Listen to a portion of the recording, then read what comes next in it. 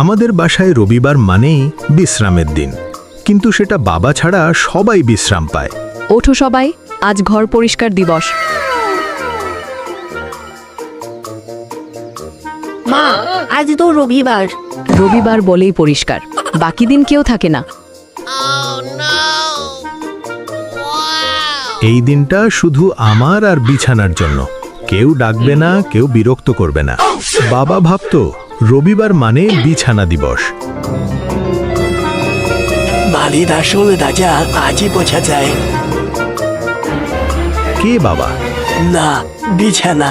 আজ ওটাই বাবাকে কন্ট্রোল করে।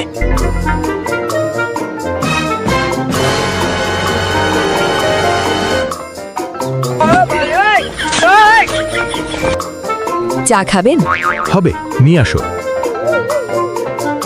চা কোথায়? চা রান্নাঘরে, আপনি নিয়ে যান। এইটা কোন সার্ভিস?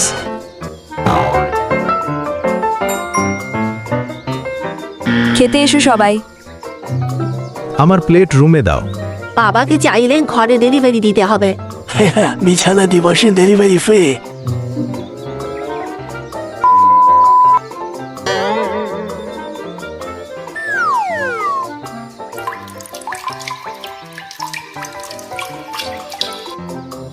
চা খাইলে হাঁটতে হয়।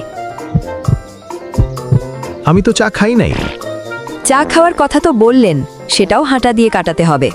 বাবার বিশ্রামের দিনেই সবচেয়ে বেশি ব্যায়াম হয়। জানো, আমি কঠোর না, আমি শুধু থাকি কম, তাই রবিবার একটু বিছানা লাগে। বুঝলাম, বাবারা থকে না বলে গম্ভীর দেখায়, আসলে ওরা ক্লান্ত থাকে। কাল অফিস। হ্যাঁ, আবার সোমবার শুরু। তাই আজ বিছানার সাথে সময় কাটালি রে।